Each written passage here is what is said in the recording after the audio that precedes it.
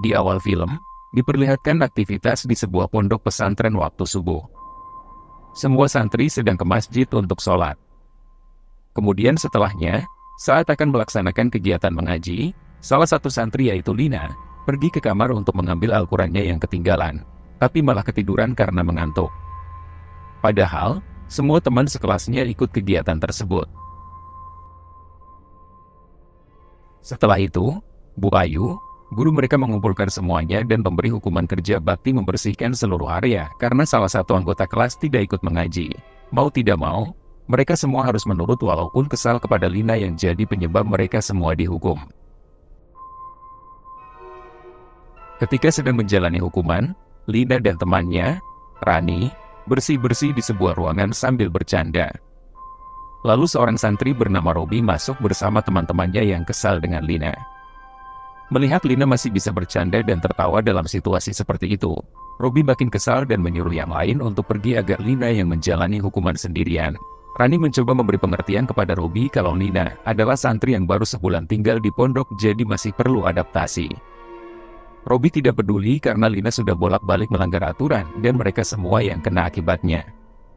Robi juga berkata kalau sebelumnya kelas mereka adalah unggulan, tapi jadi tidak lagi karena ulah Lina.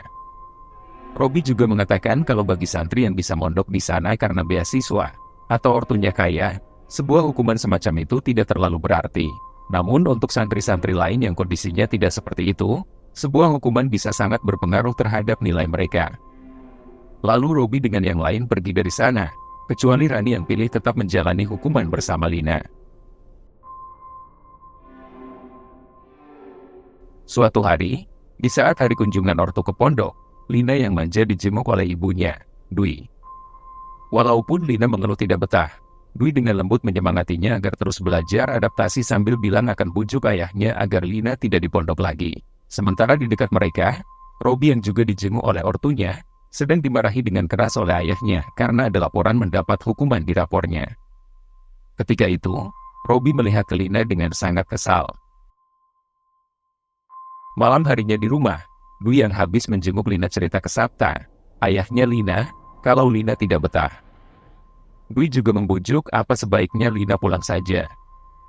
Tapi Sabta bersikeras agar Lina harus tetap di pondok karena baru sebulan menjalani pendidikan di sana. Lalu Dwi pamit mau balik lagi ke pondok untuk membawakan barang-barang kebutuhan Lina. Malam harinya di pondok, Lina sedang latihan baca Al-Quran karena masih belum lancar.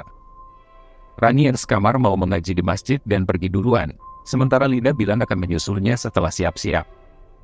Saat Lina sedang di kamar sendirian, Robi, Bila, Nina dan Wati datang. Mereka menghampiri Lina dan memojokkannya. Bila mencengkeram Lina agar tidak bisa bergerak, kemudian Robi mulai berkata dan bersikap kasar. Lina yang ketakutan, bertanya, apa salah dia ke mereka? Robi dan Bila pun jadi makin emosi mendengar itu. Ketika makin terdesak, Lina melepaskan cengkeraman Bila dan berlari keluar kamar. Nina dan Wati yang menunggu di pintu, menahan Lina agar tidak lari, tapi malah jadi membuat Lina jatuh menabrak meja, dan tangannya kena setrikaan yang sedang menyala. Saat disudutkan kembali untuk dikasari lebih jauh lagi, Lina berontak lalu melarikan diri keluar dari kamar. Robi bersama yang lain pun mengejarnya. Ketika itu Lina berusaha minta tolong kepada Rani yang berada di kejauhan, namun Robi dan teman-temannya segera menahan. Di kejauhan, Rani merasa ada yang memanggilnya, tapi karena tidak lihat apa-apa, ia kembali lagi berjalan menuju tempat kegiatan. Akhirnya, Robi dan teman-temannya kembali menangkap Lina, lalu memasukkannya ke sebuah ruangan untuk melanjutkan aksi mereka. Setelah tidak tahan dengan perlakuan Robi dan teman-temannya yang semakin menjadi-jadi, Lina kembali berontak lalu melarikan diri dengan panik dan tanpa tahu arah. Dia lari lewat jalan yang gelap, sampai keluar dari area pondok. Akhirnya dia mencapai jalanan, tapi tersandung lalu terjatuh ke tengah jalan. Saat itu, sebuah mobil melintas. Lina dirawat di rumah sakit akibat kejadian itu dalam kondisi tidak sadar. Sabta, ayahnya, bergegas menuju ke kamar perawatan Lina. Lalu ia dan Dwi menyadari ada luka di tangan Lina yang bukan akibat kecelakaan.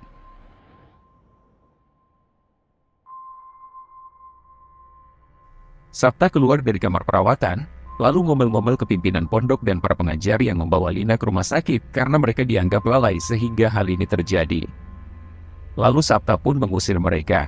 Saat Lina tidak ditemani oleh ayah dan ibunya di kamar perawatan, layar monitor menunjukkan detak jantungnya hilang.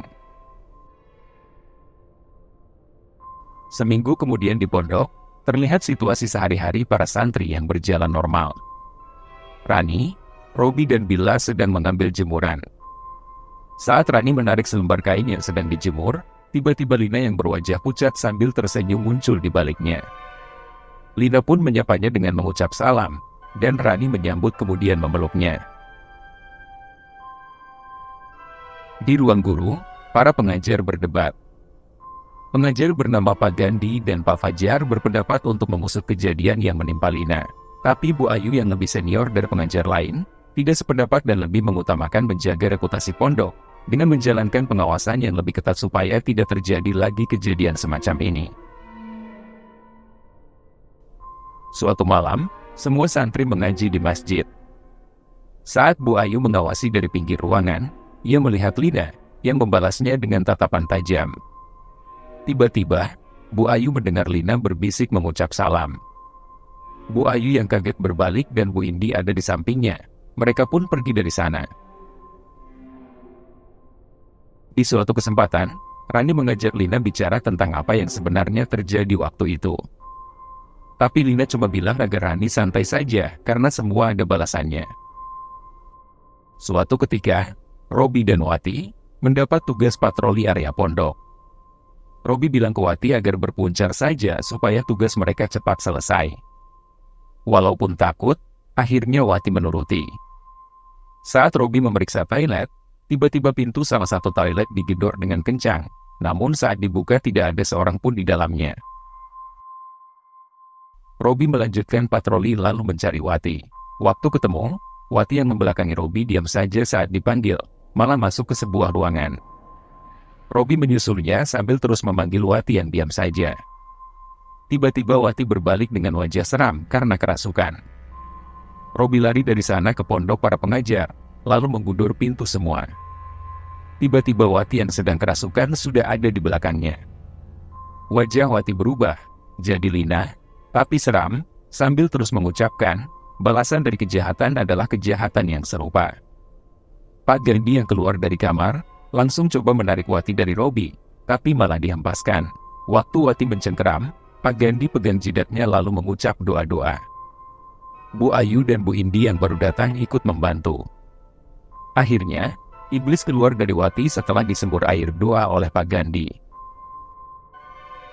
Setelah kejadian itu, Robi trauma sampai tidak bisa tidur. Bila yang sekamar, coba menghibur dan mengajak bicara. Lalu Robi mengungkapkan waktu Wati sedang kerasukan, Robi melihat wajahnya berubah jadi wajah Lina. Keesokan harinya, Robi tidak masuk kelas. Rani, Bila dan Wati menghampiri untuk menghibur. Ketika mereka buka pintu kamar lalu mengucap salam, Robi malah terlihat takut karena yang dia lihat bukan Wati, tapi Lina. Jadi, Robi mengusir mereka sambil ketakutan. Bu Indi yang juga datang segera masuk, dan langsung menenangkan Robi. Suatu hari, ketika Rani membaca Al-Quran sendirian di masjid, Lina datang menghampirinya. Lina duduk di depannya, lalu ikut mengaji dengan lancar dan fasih. Rani terdiam dan heran, karena dia tahu Lina belum bisa baca Al-Quran selancar itu. Tapi Rani hanya diam dan tetap berprasangka baik, lalu meneruskan mengaji. Esoknya, sebelum sholat jamaah Wati ketemu Rani dan bertanya, dengan siapa Rani mengaji kemarin? Rani jawab dengan Lina. Wati heran karena dia tahu Lina belum lancar mengaji. Lalu Wati juga bertanya di mana Lina sekarang, dan Rani bilang masih di kamar. Tapi ketika keduanya mau masuk masjid, Lina sudah duduk di dalam sambil menatap mereka dengan tajam. Suatu hari, Wati mengungkapkan perasaannya kepada Rani, tentang Lina yang menurutnya bersikap aneh, karena jadi sangat rajin lalu selalu tersenyum dengan ekspresi yang bikin merinding. Ketika itu juga, Lina muncul dan menghampiri mereka dengan mengucap salam, lalu pergi. Kemudian Rani kembali ke kamar, Dia lihat Lina sedang menghadap tembok membelakanginya, sambil menggoyangkan badannya seperti sedang zikiran. Saat Rani bertanya Lina sedang apa, Lina malah balik bertanya, sedang apa Rani di sana ngelihatin dia. Lagi-lagi, Rani hanya diam tersenyum tanpa berprasangka macam-macam. Suatu malam Robi dan Rani tugas patroli bersama. Setelah selesai, Robi pamit mau sholat dulu ke masjid dan minta ditemani Rani. Ketika Robi sedang sholat, Rani melihat Lina sedang berjalan sendirian. Rani pun mengejarnya sambil memanggil-manggil, tapi Lina tidak menjawab dan tidak terlihat lagi. Jadi Rani pergi dari masjid mencarinya. Robi jadi sholat sendirian, dan tiba-tiba lampu masjid berkedip-kedip seperti korslet. Setelah bangun dari sujud, entah kenapa posisi Robi jadi membelakangi kiblat. Dengan heran, dia segera menghadap kiblat kembali. Lalu, hal yang sama terulang lagi.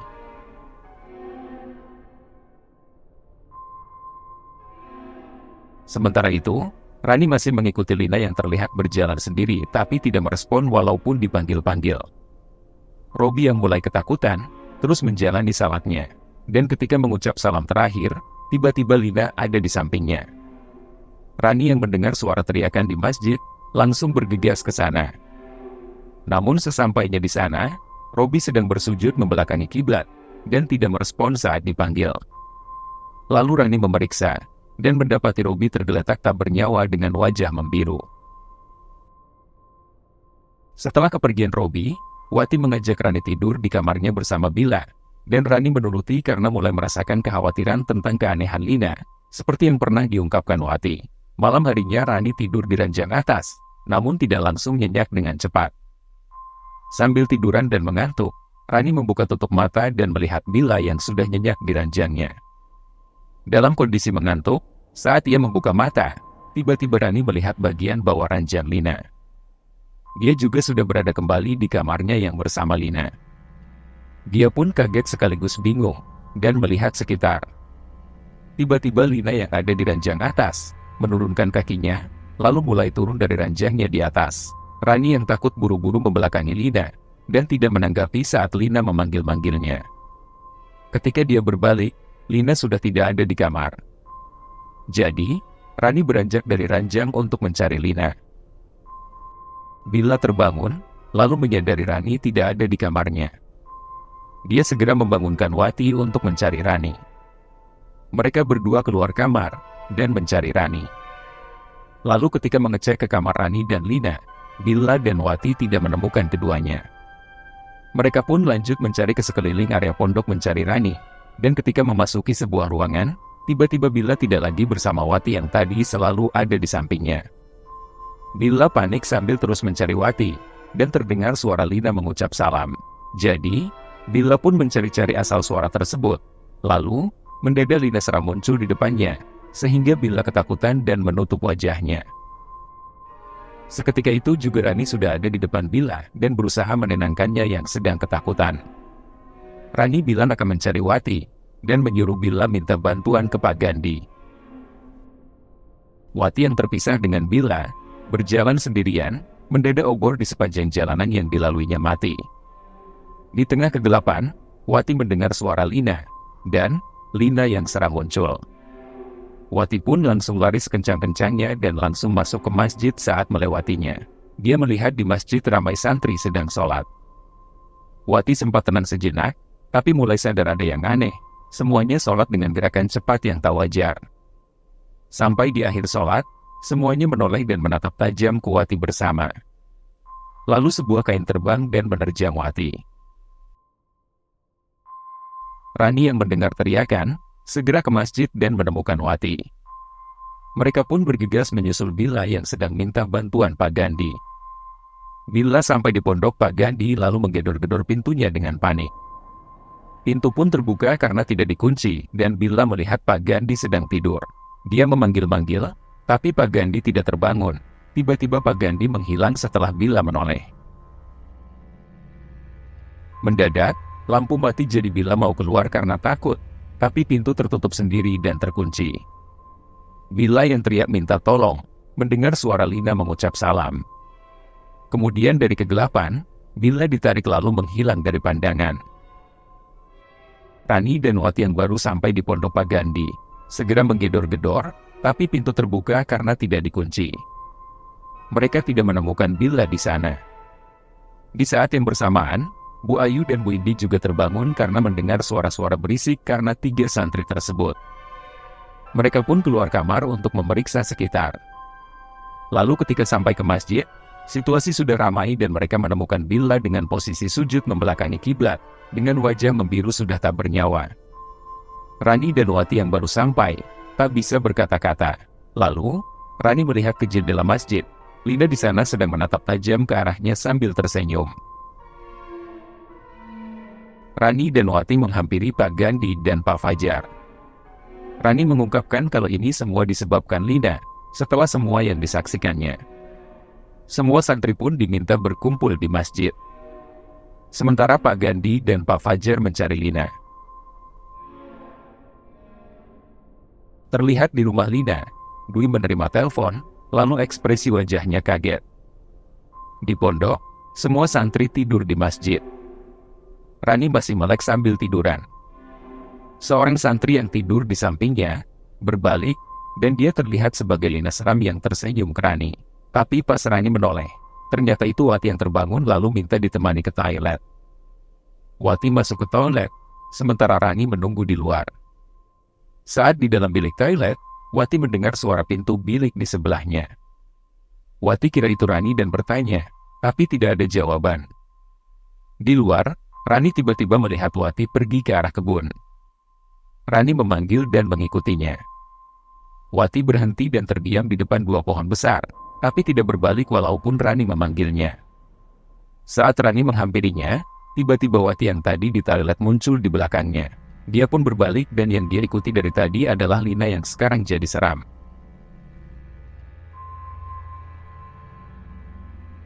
Mereka berdua langsung lari menjauh dan heran karena sampai di depan 2 pohon besar yang tadi.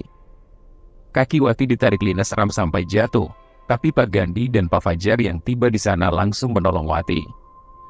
Pak Fajar dan Rani menjaga Wati, sementara Pak Gandhi yang mengira di depannya adalah Lina yang sedang kerasukan, menghadapinya untuk mengusir iblis dari tubuh Lina.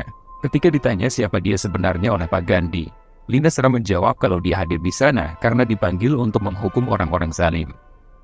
Saat Pak Gandhi membaca ayat untuk mengalahkan Lina seram, tapi Lina seram malah ikut membaca ayat yang sama berbarengan dengan ekspresi cengengesan. Pak Gandhi pun menyabetkan tasbihnya ke Lina seram, tapi Lina seram malah tertawa dan menghilang dari depan Pak Gandhi. Sabta dan Dwi yang baru tiba langsung menghampiri Lina. Dwi yang mendekati dan membelai Lina seram, tapi ditolak. Lalu terlihat penyebabnya di masa lalu, yaitu yang menabrak Lina di jalanan ketika lari dari aksi Robi dan teman-temannya dulu adalah ibunya sendiri yang ketika menyetir sempat tidak memperhatikan jalan. Dwi pun ditarik oleh Lina seram dan dihempaskan balik dengan kondisi hidupnya sudah berakhir. Pak Fajar dan Pak Gandhi mencoba melawan Lina seram berdua, tapi dilempar. Ketika Lina seram mau menerjang ke arah Wati, kakinya dipegang oleh Pak Yai pimpinan pondok. Lalu Lina seram ditahan bersama-sama oleh Pak Yai, Pak Gandhi, dan Pak Fajar. Saat itu, Sabta flashback dan teringat bahwa dulu dia yang ingin rumah sakit merahasiakan kepergian Lina karena khawatir Dwi akan shock. Jadi dia bilang ke Dwi kalau kondisi Lina membaik. Kemudian tanpa diketahui siapapun, Sabta membawa tubuh Lina ke hadapan seorang pertapa di pedalaman dan minta Lina dibangunkan untuk membalas semua yang sudah membuat Lina jadi begini. Pertapa itu menjelaskan kalau Sabta tidak boleh menghentikan pembalasan yang akan berjalan, sebelum semua yang sudah berbuat buruk ke Lina diakhiri hidupnya oleh versi Lina yang baru dibangunkan. Lalu Sabta menanam paku ke ubun Lina untuk membangunkannya. Kembali ke masa kini, Sabta menghampiri Lina seram yang sedang dipegangi oleh Pak Yai, Pak Fajar, dan Pak Gandhi, lalu dengan cepat melepas paku tersebut, seketika Lina seram langsung tumbang. Sabta pun tak bisa berkata-kata selain memeluk tubuh putrinya. Tubuh Lina pun dibawa ambulans untuk dimakamkan dengan layak, dan kehidupan di pondok kembali normal. Suatu ketika, Sabta sedang sendirian di rumah, tiba-tiba pintu diketuk saat Sabta membukanya. Si pertapa datang dan berkata, "Sudah kubilang jangan dilepas paku yang ditanam sebelum tuntas." Tiba-tiba Pertapa berubah jadi Lina seram dan mengucap salam ke Sabta. Film pun tamat.